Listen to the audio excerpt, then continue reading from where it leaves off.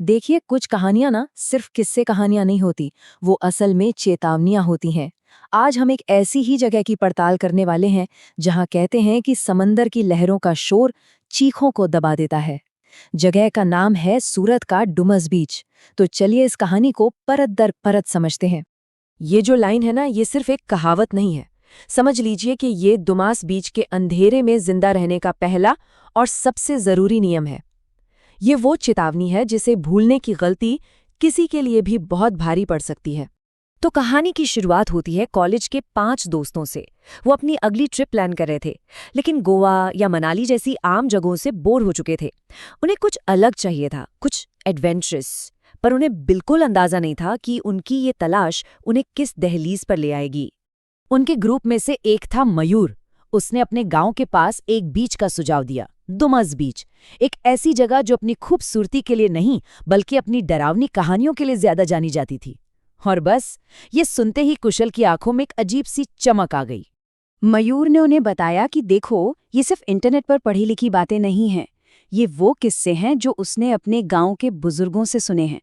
उसकी दादी हमेशा कहती थी कि रात में अगर कोई नाम से पुकारे तो कभी भी पलट कर नहीं देखना चाहिए। ये वो कहानियां हैं जो किसी जगह की पहचान बन जाती हैं, जो शायद तर्क से परे हों, लेकिन लोगों के दिलों में और डर में जिंदा रहती हैं। तो अगली दोपहर जब ये पांचों दोस्त बीच पर पहुंचे, तो वहां का नजारा देखकर हैरान रह गए। जो उन्होंने सोचा था, जो कहानियां सुनी थीं, माहौल उसके बिल्कुल बिल्कुल उलट था। बीच पर तो रीतिमत मेला लगा हुआ था। लोग थे, बच्चे खेल रहे थे, गुब्बारे वाले घूम रहे थे, मतलब पूरा फैमिली वाला माहौल था। लेकिन इस खुशनुमा माहौल के ठीक नीचे एक बहुत ही अजीब हकीकत छिपी हुई थी, और ग्रुप में से रिया की नज़र उस पर पड़ गई।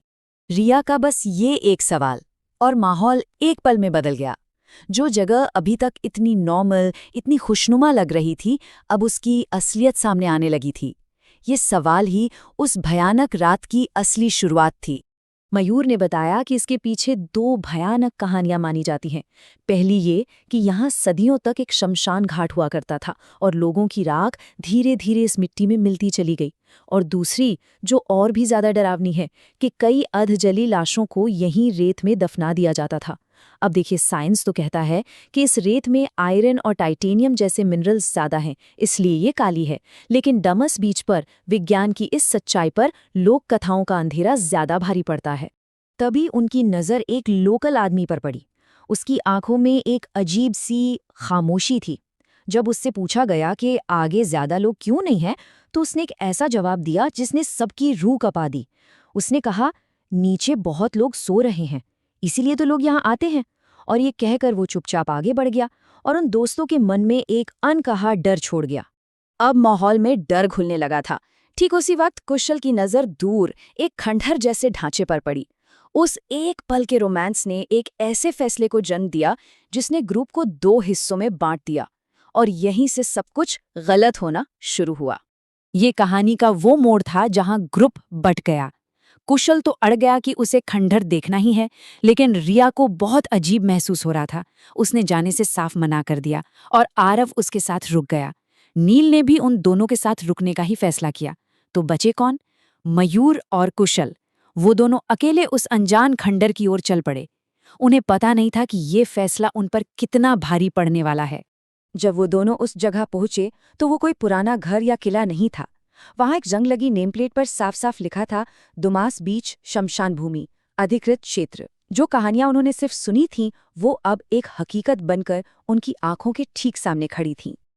अब देखिए, उस खंडहर की सच्चाई जानने के बाद भी मयूर और कुशल वापस नहीं आए। वो पानी में चले गए और लहरों के साथ खेलने में इतना खो गए कि उन्हें समय का पता ही नहीं चला। जब वो पानी से बाहर आए, तो शाम ढल चुकी थी और अंधेरे ने उन्हें अपने आगोश में लेना शुरू कर दिया था। तभी उन्हें अचानक एहसास हुआ कि पूरा का पूरा बीच खाली हो चुका है। जहां कुछ देर पहले लोगों का शोर था, वहां अब सिर्फ समंदर की डरावनी आवाज और एक गहरा भयंकर सन्नाटा था। उन्हें वापसी का रास्ता भी नहीं मिल रहा था। ऐसा लग रहा था जैसे बीच ने उन्हें निगल लिया हो। घबराहट में उन्होंने अपने दोस्तों को फोन लगाया। एक छोटी सी टूटी फूटी सी बातचीत हुई, और तभी कुशल का फोन बंद हो गया। और मयूर का फोन बंद होने से ठीक पहले उसकी बैटरी सिर्फ 1% बची थी। अब वो पूरी तरह अकेले थे, दुनिया से कटे हुए। जैसे जैसे रात गहरी होती गई, उनका सामना उन चीजों से हुआ जिन पर कोई यकीन नहीं कर सकता। पहले हवा में कोई उनके नाम फुसफुसा रहा था। फिर मयूर को अपनी दादी की आवाज सुनाई दी, जो सालों पहले गुजर चुकी थी।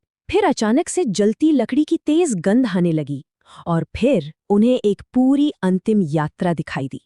उन्हें दूर से राम नाम सत्य है का जाप सुनाई दिया। एक उम्मीद जगी कि शायद कोई है। वो उस आवाज की तरफ बढ़े, लेकिन तभी उन्होंने देखा कि वो लोग जलती मशालें लेकर उन्हीं की तरफ दौड़ने लगे हैं। वो दोनों बुरी तरह डर कर पानी की तरफ भागी। इसके बाद जो हुआ वो डर का एक बवंडर था, जिसने उनकी सोचने समझने की शक्ति पूरी तरह छीन ली। कभी उन्हें समंदर से एक विशाल चमकती हुई आकृति उठती हुई दिखी, तो कभी कुत्तों का एक झुंड उन्हें घेर लेता और फिर अचानक हवा में गायब हो जाता। जलती लाशों की वो असहनीय बदबू और हर तरफ से आती अनजानी आवाजें, आखिरकार डर और थकान से टूटकर वो दोनों वहीं रेत पर गिरकर बेहोश हो गए। उधर फोन कटने के बाद से ही बाकी दोस्त बेहद परेशान थे। उन्होंने पूरी रात इंतजार किया, लेकिन जब सुबह तक मयूर पर कुशल नहीं लौटे तो वो घबराकर मयूर के मामा के पास पहुंचे। अगली सुबह पुलिस के साथ उन्होंने बीच पर तलाशी शुरू की। कुछ दूर चलने के बाद पानी के किनारे उन्हें मयूर और कुशल मिल गए। दोनों बेहोश पड़े थे, उनके कपड़े पूरी तरह गीले थे, शरीर पर रेत चिपकी हुई थी और दोनों तेज बुखार में तप रहे थे। उन्हें कुछ भी याद नहीं था कि उस रात क्या हुआ या वो वहां तक पहुंचे कैसे। उस रात का असर उन पर हमेशा के लिए रह गया। कहते हैं कि मयूर आज भी कभी-कभी उस जलती लकड़ी की गंध से डर कर नींद में चीख उठता है। वो लोग दुमस बीच से वापस तो आ गए, लेकिन उस बीच का एक हिस्सा, वो अंधेरा, हमेशा के लिए उनके साथ रह गया। ये कहानी हमें एक सवाल के साथ छोड़ जाती है। क्या वाकई कुछ जगह अपने इतिहास और वहां दफन यादों को इस तरह पकड़ कर रखती हैं कि वो वहां आने वालों की हकीकत बन जाती हैं? या ये सिर्फ हमारे मन का वो गहरा डर है जो इन कहानियों को हमेशा जिंदा रखता है? इसका जवाब तो पता नहीं, पर डुमस बीच की वो काली रेत शायद हमेशा अपनी खामोशी में ये कहानियां सुनाती रहेगी।